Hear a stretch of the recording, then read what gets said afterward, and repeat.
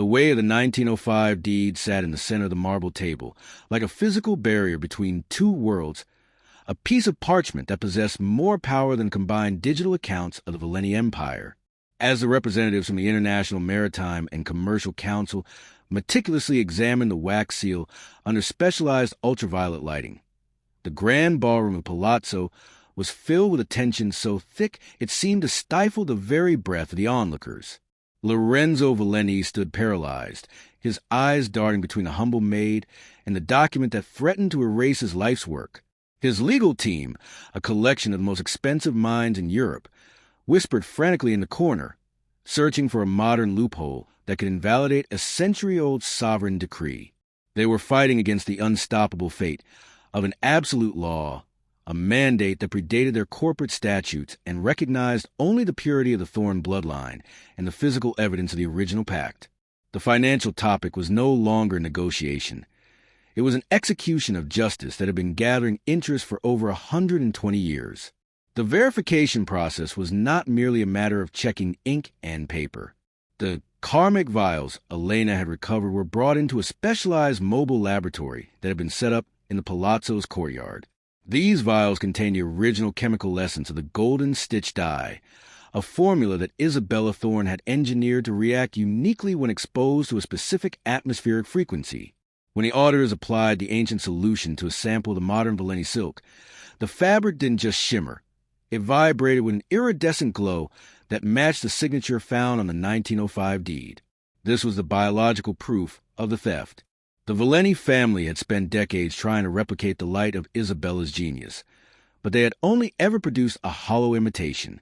The unmasking was visceral, a physical demonstration that the fake king had been selling a lie for generations.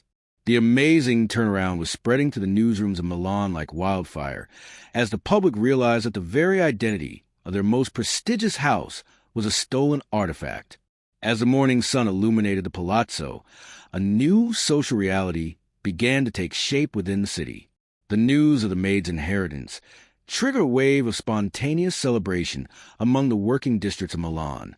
The seamstresses who had labored in the Valeni ateliers for pennies, the drivers who had been dismissed without cause, and the hundreds of domestic workers who had remained invisible for decades suddenly saw themselves reflected in Elena's victory. They gathered outside the palazzo gates, not with anger, but with a silent, powerful reverence of the justice that was finally unfolding. The social injustice that had defined the fashion industry was being challenged by a woman who had spent 40 years at the bottom of the hierarchy. Elena, however, did not emerge to claim the applause.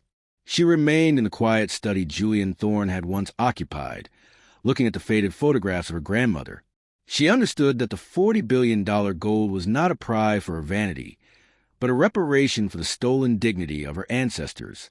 The financial topic took an even more dramatic turn when the global banks, fearing the total collapse of the Valeni brand, initiated a forced liquidity audit.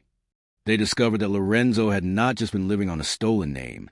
He had been siphoning the company's infrastructure funds into a series of empty trusts in offshore havens to maintain his extravagant lifestyle. The exclusivity of the Valeni name was a shield for a massive internal rot. The inevitable karma of this greed was a total loss of credit. Within hours of the Thorne Trust being authenticated, the major credit rating agencies downgraded the Valeni Empire to junk status. The only asset that remained solvent was the Thorne Sovereign Trust itself. Elena was now the only person with the financial power to save the thousands of jobs that the Valeni's negligence had placed at risk. The amazing turnaround was a total inversion of power. The woman who once asked for a day off was now the only one who could save the company from bankruptcy. In 1905, Isabella Thorne had sat in a cold, damp workshop in the Brera district, her hands moving with a rhythmic grace as she finalized the golden stitch. She was a woman who saw the world in patterns and light, a genius who believed that the beauty of her work was its own protection. When the Valeni brothers, Antonio and Giuseppe, first approached her, they offered her the promise of a partnership and a share in the global market. They spoke of shared prosperity, but their hearts were focused on absolute acquisition. Isabella, driven by her radical honesty, shared the chemical secret of the dye, believing that their contract was a sacred bond. The betrayal that followed was not just a theft of money.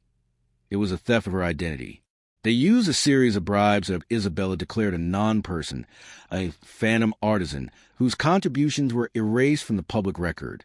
This was the original social injustice, a wound that had been festering for over a century, waiting for the unstoppable fate of the Thorne bloodline to return and claim its due.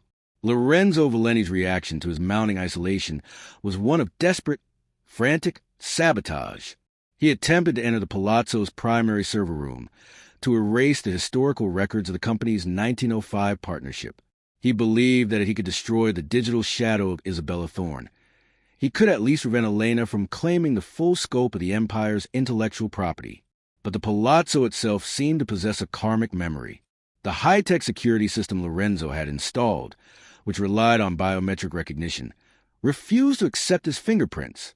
The building, built on the Thorne Foundation, had already recognized Elena as its true sovereign. Lorenzo found himself locked out of his own vault, a man unmasked by the very walls he thought he owned. The amazing turnaround was a physical rejection of his authority, a sign that the fake king's reign had reached its terminal point. As the International Tribunal prepared to issue its final decree, Elena initiated the Thorne Protocol. This was a strategy of moral reconstruction that Julian Thorne had outlined in his private notes. She didn't seek to fire the Valenti employees. Instead, she transformed them into stakeholder partners. She utilized the $40 billion goal to establish a universal basic income for every artisan in the Thorne network, ensuring that the genius of the creator was never again sacrificed for the greed of the executive. The social justice was absolute, a total dismantling of the predatory corporate structure Lorenzo had maintained. The financial topic of the new Milanese economy became the most discussed subject in the world of global finance. Elena was proving that a company built on honesty and character was far more resilient than one built on deception and exclusivity. If you are enjoying, remember to subscribe to the channel so as not to miss the next stories and activate the notification bell. The resolution of the legal battle arrived with surprising joy that echoed through the streets of Milan. The International Maritime and Commercial Council officially recognized Elena Thorne as the sole legal owner of the Valenti Thorne global assets. The unmasking was complete. Lorenzo was ordered to vacate the Palazzo immediately, allowed only to take his personal clothing. The fake king walked out of the grand gates he had once policed with such arrogance, his head bowed as he passed the very people he had dismissed as invisible. The amazing turnaround was a spectacle of divine payback that would be studied for generations. The Thorne family had returned from the shadows, and the honest Maid was now the queen of Milanese fashion. The $40 billion legacy was no longer forbidden gold. It was a foundation, a new, transparent future for the city. The deeper mystery of the 1905 theft began to reveal itself as Elena explored the subterranean vaults that had been opened by the storm. Hidden behind a false wall in the central chamber, she found a collection of ancestral looms that had been preserved in vacuum-sealed cases. These looms were designed to weave the golden stitch with a precision that modern machines could not replicate. Isabella Thorne had hidden these tools, knowing that one day her heir would need the means to restore the purity of the brand. The financial topic of these looms was incalculable. They represented a monopoly on the most beautiful fabric in the world. The amazing turnaround was not just a reclamation of money, but a restoration of a lost art form. The unmasking of the Valenti's mediocre products was now inevitable, as the world prepared to witness the true brilliance of the Thorne golden stitch. As Elena stood in the vault, surrounded by the tools of her grandmother, she felt the final weight of the unstoppable fate lift from her shoulders. She realized that her 40 years of service had not been a waste. They had been a period of character refinement, preparing her for the responsibility of the Thorne legacy. She was not a maid who got lucky. She was a sovereign who had earned her throne through integrity and patience. The social justice she was delivering was a gift to the city of Milan, a reminder that the universe always keeps its accounts balanced in the end. The $40 billion goal was now a tool for the great healing, a legacy that would ensure that no honest soul in Milan would ever again be forced to live as a shadow. The unmasking was over, and the era of the Thorne had finally, gloriously begun. The transition of the Palazzo Valenti into the Thorne Sovereign Center was not merely a change in branding. It was a fundamental shift in the city's energetic frequency. The The cold, sterile air of corporate greed that had defined the building for decades was replaced by the warm, vibrant scent of original jasmine and fermented silk dye, the signature of Isabella Thorne's genius. Elena, now moving through the halls with the natural authority of a woman who had finally found her true name, did not reside in the master suites. Instead, she spent her nights in the subterranean laboratory, watching as the forensic historians carefully unspooled the golden thread found in the Zurich vault. Every centimeter of the fabric was a revelation, containing microscopic data points that David Thorne had integrated into the weave in the 1990s as a secondary backup for the Sovereign Trust. This was a living map, a financial and creative blueprint that proved the Thorne family had been planning this reclamation for over a century. The financial topic of this discovery was staggering, as it revealed that the true value of the Thorne patents exceeded even the initial $40 billion estimate. The amazing turnaround was no longer just a local story of a Maid success. It was a global reset of the entire luxury economy, proving that a foundation built on integrity is the only one that truly appreciates over time. Lorenzo Valenti, however, was not content to rot in the silence of his exile. Stripped of his titles and his credit, he retreated to a small, windowless hotel room on the industrial outskirts of Milan. Fueled by a toxic cocktail of desperation and a pathological inability to accept the truth, he reached out to a shadow cabinet of former Valenti board members, men who had built their own fortunes on the crumbs of Isabella's stolen genius, and initiated a final, catastrophic act of digital sabotage. They utilized a series of legacy backdoor codes, hidden within the company's original server architecture, to launch a liquidity erasure attack. Their goal was to wipe the Thorne sovereign accounts clean, effectively evaporating the $40 billion before the international courts could fully finalize the transfer. It was a move of infinite malice, a belief that if they couldn't own the gold, they would ensure that no one else could. The suspense was a cold, digital pulse through the fiber optic veins of the city as the world's financial markets held their breath, waiting to see if the Thorne legacy could withstand the final assault of the fake kings.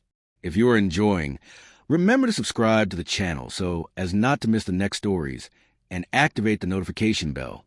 The inevitable karma of this digital attack arrived with a precision that was almost supernatural. As Lorenzo and his allies initiated the deletion sequence, the server didn't collapse. Instead, it triggered the Isabella protocol, a dormant piece of code Julian Thorne had written into the system decades ago, anticipating this exact moment of betrayal. The protocol didn't just block the attack.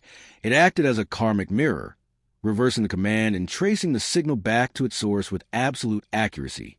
Within minutes, the screens in Lorenzo's hotel room turned to brilliant, Thorne gold, broadcasting a live feed of the Milanese financial police as they surrounded his location.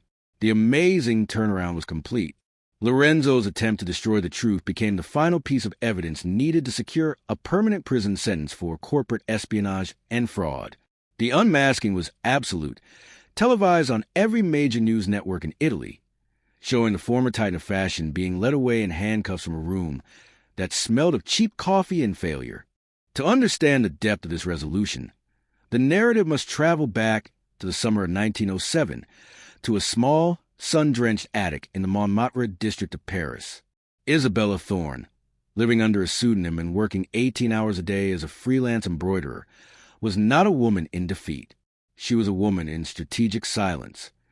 She was meeting with a group of revolutionary textile engineers, men who were as disillusioned with the predatory monopolies of the era as she was. Together, they developed the ancestral trigger, a mechanical device that would be integrated into the foundation of the Milanese palazzo during its construction in 1910.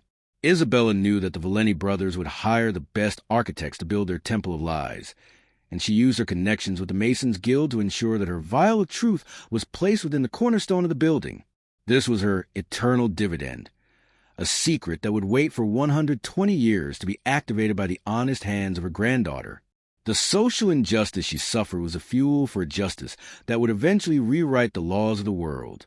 Back in the present, Elena stood in the central courtyard of the palazzo, watching as the Masons carefully extracted the 1910 vial from the cornerstone. The amazing turnaround was reaching its final, most profound stage. Inside the vial was a series of bearer bonds, issued by the original Bank of Italy, which had been accruing interest in a dormant account for over a century. The financial topic of these bonds was a revelation that shocked the global banking system. The value of the accrued interest alone was enough to fund the city of Milan's entire social welfare program for the next 50 years. The social justice was palpable, a physical manifestation of Isabella's foresight. Elena didn't keep the money for herself. She established the Thorn Artisan Foundation, ensuring that no creative mind in Milan would ever again be forced into the shadows of a predatory corporate machine. The 120-year-old secret was now a public light, and the honest maid had justly inherited a throne that was finally as large as the soul that created it.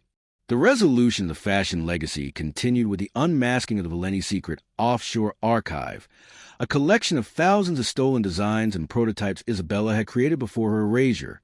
These were found in a climate-controlled warehouse in the Swiss Alps, a place Lorenzo had hoped to use as his final fallback. The financial topic of these archives was incalculable, as they represented the lost seasons of Milanese fashion, a century of creative potential that had been hoarded in the dark. Elena didn't just sell these designs.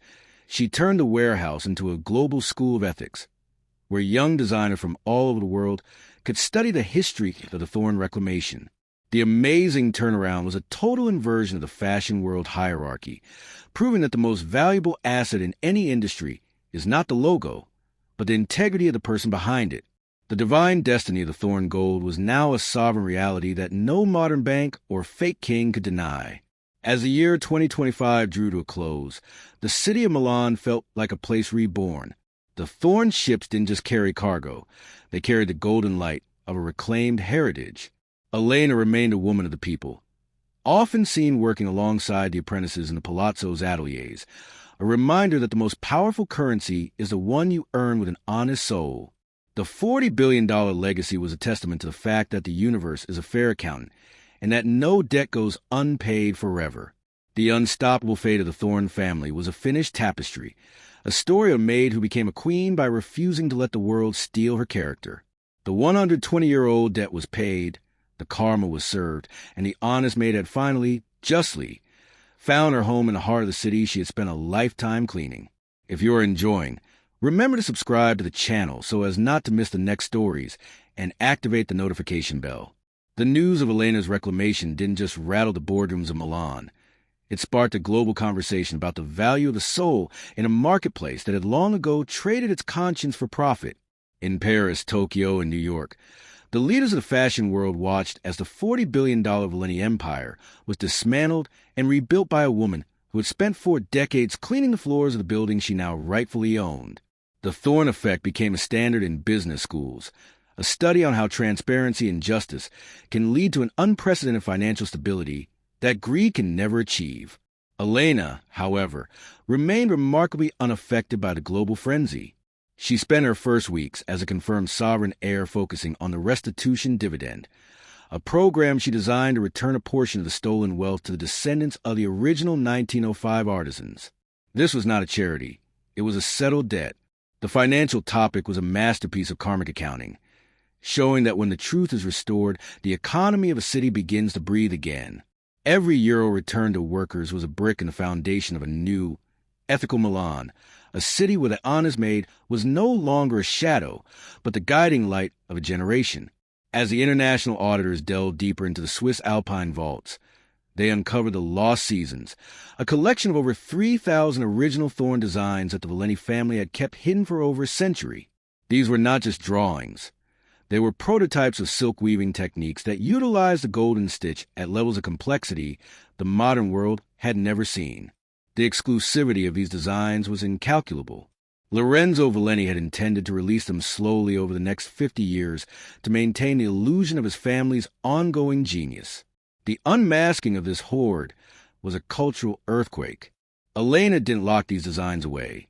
She established the Open Heritage Trust, allowing young designers from any background to study and use the techniques, provided they adhered to the Thorn Code of Ethics. The amazing turnaround was a total democratization of luxury, proving that true genius belongs to the world, not to the thieves who hide it in the dark. The $40 billion legacy was becoming a global engine for creativity, a legacy that the universe had protected until the right heart was ready to lead it. The fall of the Shadow Cabinet, the group of former Valeni board members who had aided Lorenzo's digital sabotage, was a spectacle of inevitable karma that mirrored the collapse of the Valeni name itself. These men, who had viewed themselves as the untouchable architects of the industry, found themselves trapped by the very systems they had used to oppress others. The Isabella Protocol hadn't just reversed their digital attacks. It unspooled a century of their private correspondence, revealing a coordinated conspiracy to suppress the Thorne bloodline and manipulate the Milanese stock market. The financial topic was a cold, high-stakes realization. The entire network was a house of cards built on the theft of 1905. The surprising revelation was that the Shadow Cabinet had also been siphoning funds from the city's heritage preservation accounts to fund their private lifestyles. The social injustice was staggering, but the payback was absolute. Their personal fortunes were seized by the Thorne, trust and redirected into the construction of affordable housing for the city's working families. The unmasking was a total purging of the rot, leaving the Thorne pillar as the only honest foundation left in the Quadrilatero della Moda. The resolution of the fashion legacy continued with the transformation of the Palazzo into a public museum of honest genius. Elena didn't want the building to be a fortress of exclusivity. She wanted it to be a classroom for the soul. She opened the subterranean labs to the public, allowing them to witness the restoration of the 1910 ancestral looms. The amazing turnaround was felt in the heart of every visitor who walked through the halls. They saw the vial of truth and the 1905 deeds, and they realized that the story of the Thorne family was a story about the resilience of the truth itself. The $40 billion gold was no longer a symbol of power, but a symbol of divine payback. Elena often walked through the museum in her simple black dress, talking to the students and the workers, a living reminder that the most powerful thing anyone can possess is a character that cannot be bought or sold. The unmasking was complete, and the Thorne family was finally, gloriously at peace. If you are enjoying, remember to subscribe to the channel so as not to miss the next stories and activate the notification bell. The year 1910 in Milan was a time of grand architecture and hidden mechanical genius. Isabella Thorne, having already established her London and Paris reserves, returned to her home city in secret to witness the construction of the Palazzo Valeni. She didn't arrive as a guest, but as an anonymous consultant for the Masonry Guild. She worked alongside the master builders, her hands moving with the same precision she used at the loom, as she helped design the karmic vaults that would one day house the proof of her genius. Isabella knew that the Valeni brothers would never check the foundation of their own pride. She integrated a series of acoustic triggers into the stone, a system that would vibrate only when a Thorne descendant of honest character spoke a specific phrase within the halls. This was her biological lock, a way to ensure that the house itself would eventually acknowledge its true master. The social injustice she had suffered was a fire that forged her foresight, turning her into a strategist of time. "The stone will wait," she whispered to the architect, "and the blood will answer." In the present day, Elena experienced the acoustic trigger firsthand while cleaning the grand foyer, a task she still performed occasionally to keep her spirit grounded. As she hummed an old lullaby her mother had taught her, a song Isabella had written in 1905, the marble floor beneath her feet began to resonate with a low, musical hum. The surprising revelation was that the lullaby was the key to a secondary vault, hidden within the central pillar of the palazzo. Inside was a collection of sovereign diamonds, stones that Isabella had been gifted by the original silk merchant of India who had recognized her genius before the theft. These diamonds were not just wealth. They were purity seals, each one etched with a microscopic record of the Thorne family history. The financial topic was a global shock. The value of the diamond alone was enough to double the Thorne Trust's assets to $80 billion. The amazing turnaround was a divine destiny that seemed to have no end, as every corner of the palazzo revealed a new layer of Isabella's carefully planned justice. The global impact of the Thorne diamonds was immediate and profound. Elena didn't sell the stones on the open market. She used them as collateral to establish the Global Integrity Bank, the world's first financial institution, where credit was based on character rather than collateral. This was the ultimate social justice, a banking system designed to support the honest maid, the abandoned orphan, and the denied widow, providing them with the resources to reclaim their own stolen legacies. The amazing turnaround was a total disruption of the international financial order.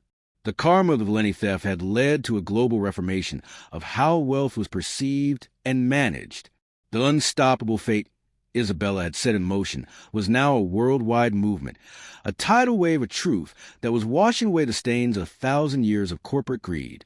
The 120-year-old debt was being paid back to the entire human race, and the honest soul was finally at the helm of the global economy. The resolution of the Milanese machine reached its peak when Elena authorized the first production run of the 2026 Golden Stitch. Using the restored 1910 looms and the original chemical formulas, the thorn pillar produced a fabric so beautiful it was deemed a national treasure of Italy. The fabric was not sold to the highest bidder. It was distributed to the city's public theaters and museums, ensuring that the beauty of the Thorn legacy belonged to everyone. The social injustice of the Valeni era, where luxury was a weapon of exclusion, was replaced by a beauty of inclusion. The amazing turnaround was a total victory for the spirit of Milan. Elena sat on the balcony of the palazzo, watching the sun set over the city, and realized that her grandmother's genius had finally found its true purpose. The $80 billion was just a number. The real wealth was the smile of a city that was finally free from the weight of a stolen truth. The psychological unmasking of the Valeni family reached its final, most pathetic conclusion when Lorenzo Valeni's private diaries were released as part of the public trial. The diaries revealed a man who was haunted by a constant, gnawing fear, the fear that he was a fraud, and that the maid in the hallway was the true master of the house. He had spent his entire life trying to suppress a truth he knew was inevitable. The divine destiny that had protected Elena's honesty was the same force that had ensured Lorenzo's internal torment. The karma was a total internal collapse. Lorenzo realized that he had never actually owned the palazzo. He had merely been a squatter in a temple of integrity. The unmasking was absolute, and as he was sentenced to his final term, the world realized that the greatest prison is not a cell, but a life built on a lie. Elena, meanwhile, remained a sovereign of the heart, her honesty a golden thread that would bind the future of Milan for centuries to come. If you're enjoying, remember to subscribe to the channel so as not to miss the next stories, and activate the notification bell. The final chapter of the Thorn Reclamation focused on the Ghost Watchers of 1950, a secret group of palazzo employees who had spent decades protecting Isabella's hidden vaults from the Valeni's periodic renovations. These were the cleaners, the cooks, and the gardeners who had noticed the anomalies in the masonry and the strange resonance of the floors. They had formed a silent guardianship, passing down the location of the Thorn seals from generation to generation, waiting for the heir to return. Elena brought these families to the palazzo, honoring them as the secret pillars of the Thorn legacy.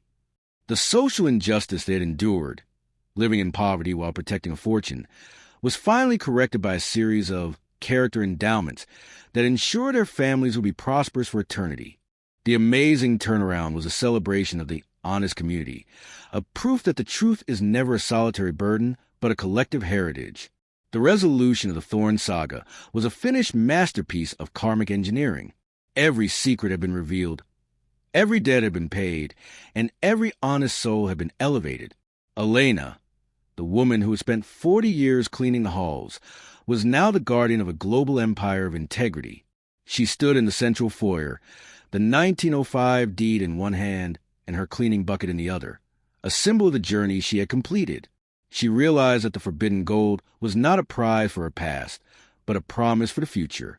The 120-year-old journey was over, and the truth was finally, beautifully at home. The unstoppable fate of the Thorn family was a golden light that would never be extinguished, a story of a maid who became a queen by refusing to let the world steal her soul. Milan was a city of the truth, its silk reflecting the brilliance of the justice that had finally, eternally been served.